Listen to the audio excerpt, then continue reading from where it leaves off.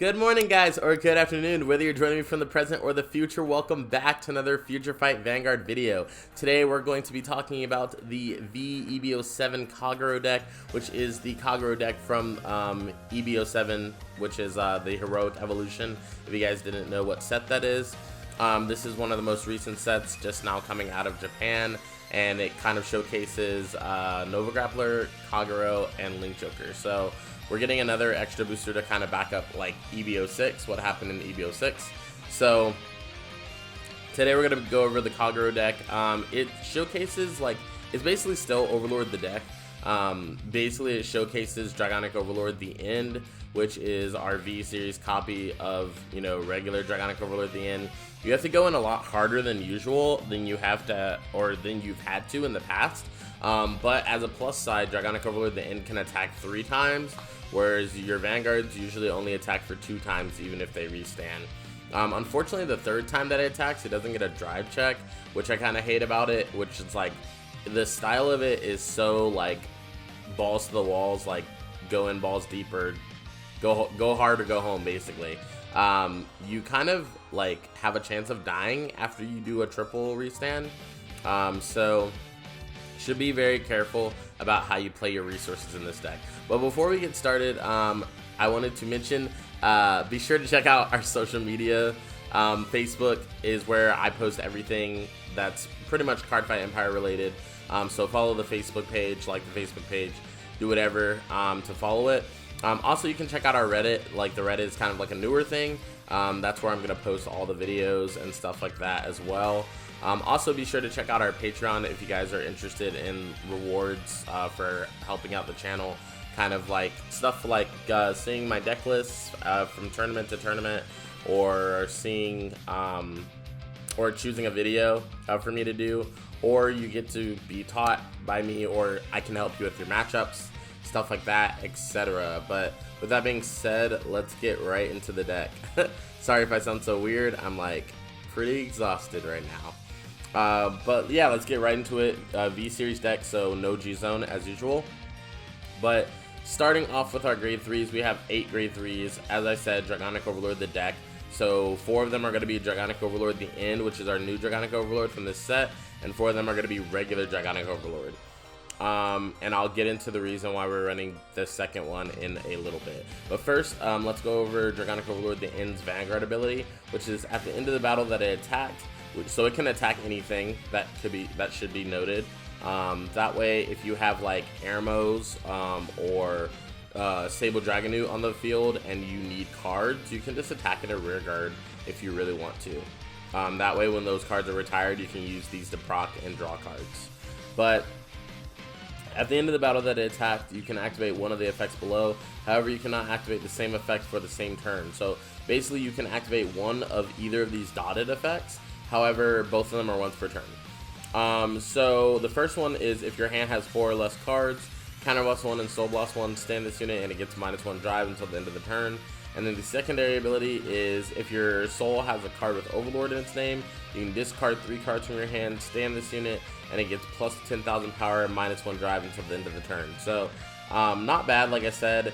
It does force you to go a little bit like all in, which I don't really like about the card personally, but it does get the job done most of the time. But the times where it doesn't get the job done, it's kind of like you're really scared that you're just gonna die, because you end up having like 3 or 4 cards in your hand or something like that at the end of doing the end skill on like a perfect turn. So you definitely want to use the second skill though before the first skill, because that plus 10,000 will come in handy. I did lose a game like that because I just didn't realize, or I did realize, but like I didn't keep in mind that I would be losing both my drive checks after doing both skills. So basically I used the first skill and then I used the second skill, and it was literally just plus 10,000 and my opponent didn't have to do anything. So it's always better if you add that plus 10,000 to a restanding attack. So you're wanting to do the second skill before the first skill always. Moving on, we have 4 Dragonic Overlord, regular one. So the reason that we did not run the Great in this build is because I did not want to run Neo Flame in my grade 2 lineup.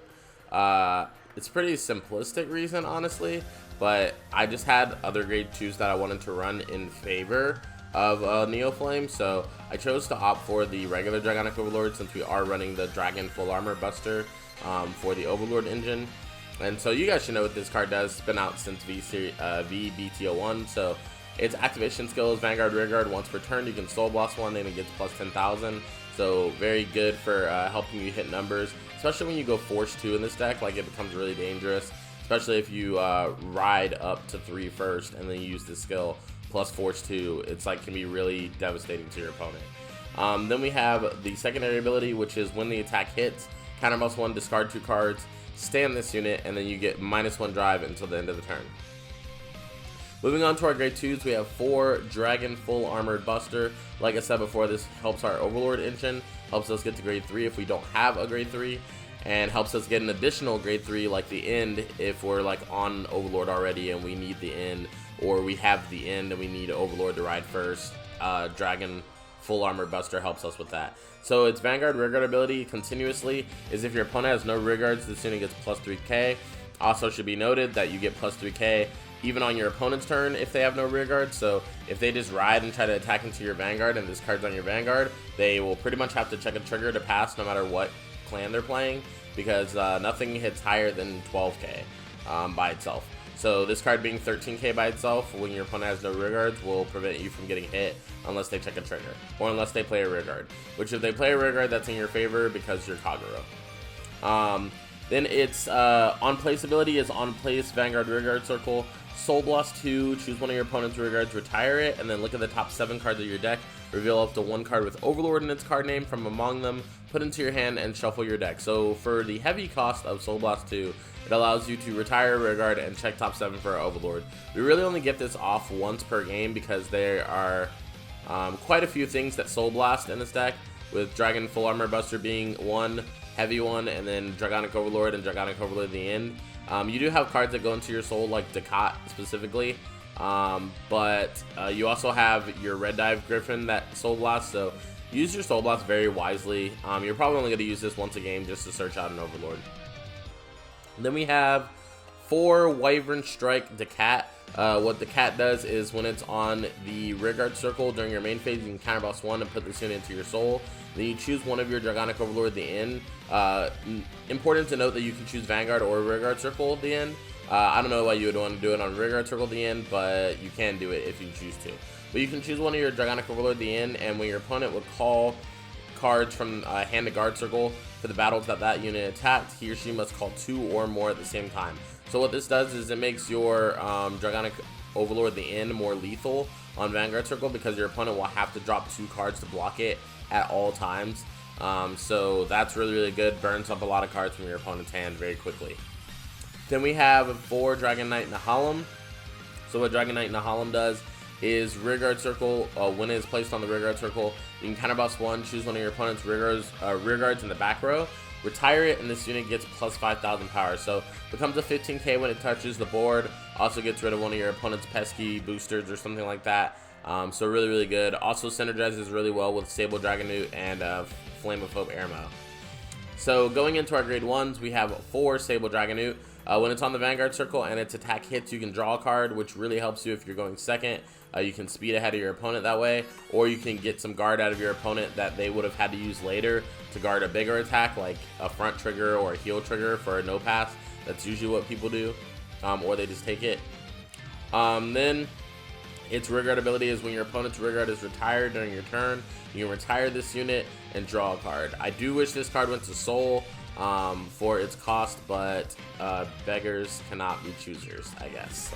Then we have 4 Red Dive Griffin. Red Dive Griffin is an interesting new card that came out of this set.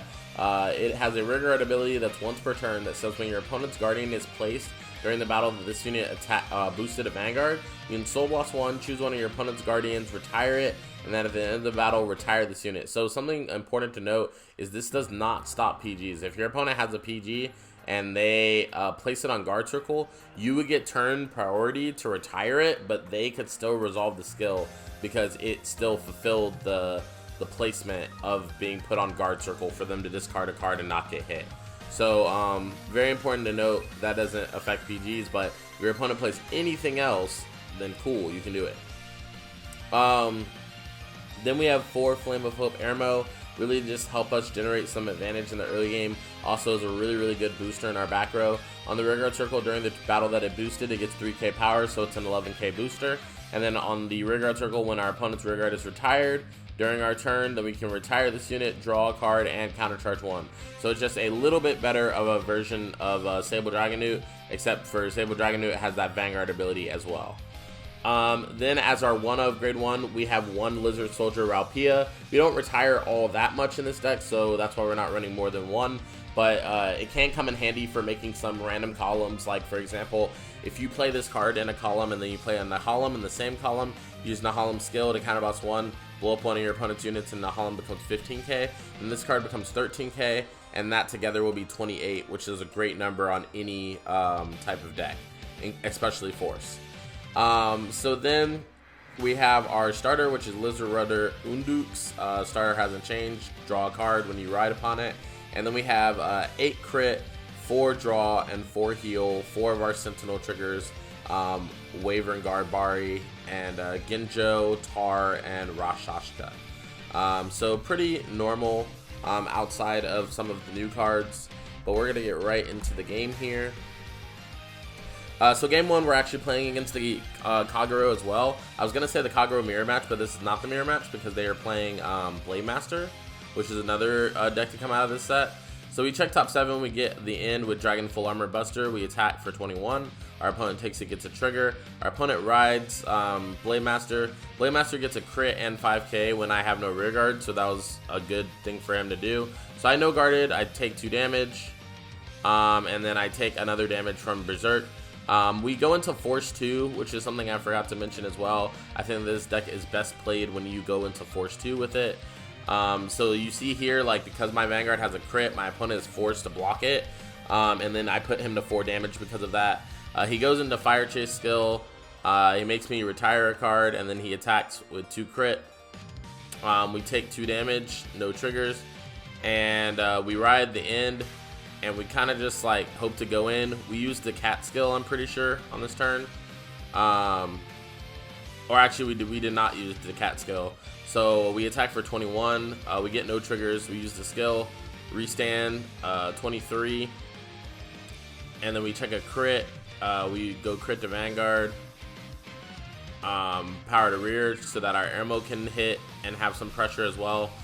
So then he has only a few cards in his hand, so then he goes and plays Doha, and we guard for a 1 to pass. Our opponent does not get the 1 to pass, so we guard the rest of his attacks. We ride the end, and we go in again. We get a draw trigger, and we're able to discard 3 cards after that. If he were to heal or something like that, we're able to discard 3 cards, and then after that as well, we're able to do the first the end skill, so that we can restand 3 times. So either way, he was super dead there, but yeah, that's what I was talking about. When if you don't kill your opponent on the first time you do it, you're kind of just like going in and then you're like, oh, I might die.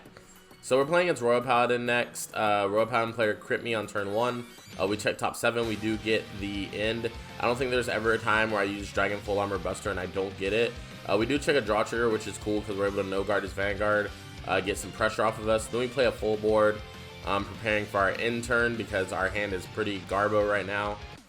Our opponent guards for a 2 to pass, and then we check double crit. We put it all on rear guard, so pretty lucky on our end. And then our opponent goes into MLB. We guard for a 2 to pass, and our opponent actually, we were about to like super duper kill him, but our opponent goes into MLB. Here's what you guys are seeing. And then I guard for a 2 to pass with a crit trigger, and then he checks Javelin, which he uses MLB's skill to place Javelin to the rearguard circle, and then he checks Exculpate, which he uses MLB's skill to put to the rearguard circle. And since he has 6 different blaster units, he gets all of the power and all of the crits. So basically, I just got gimped. That's the only way that he could have won that one, unless he was going to check double crit and all Vanguard, but pretty lucky as well. So then we're playing against Roy Paladin again. We ride, we guard. He no guards us, we crit him back. we play Nahalem, and he guards for a 1-pass, or he tries to. Then I use red dive skill to make him take that damage, and so we attack him again. He's at 4 now. He uses Blast Blade skill to make us retire, and he attacks with Vanguard. We no guard, and we no guard the Blast Blades while getting a draw trigger.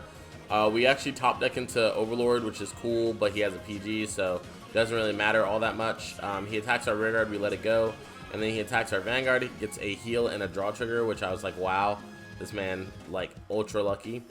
But we go into our turn, we attack, we get no triggers, and then he super PGs us all the way. And then right here, I believe he rides Exculpate. Yeah, he rides Exculpate the Blaster. He uses the skill to get rid of everything but Blaster Blade. I no guard Exculpate, knowing that I would have to no guard at least one of those attacks. And so I guard all the rest of them. I play the 2 rear guards. I use the end skill to make him have to guard with 2. He has to guard with 2 even though he PG'd, so I put the draw trigger on rear guard, and then I attack his Vanguard. He no guards, and he's super dead like we predicted. But yeah, that has been the Kagero FutureFight video. Hope you guys enjoyed the video. If you did, be sure to leave a like on the video. Comment down below letting me know what you thought of the video, or what kind of like technical builds will you be building using Kagero. Are you excited for Blade Master? Are you excited for Overlord? Let me know down in the comments down below. Also, be sure to subscribe, click the bell button so that you don't have to miss any future content coming up, and be sure to check out our Patreon if you guys are interested in getting deeper into the Cardfight Empire channel. But with that being said, this has been Josh from Cardfight Empire, and I'll see you guys on the next video. Peace, guys.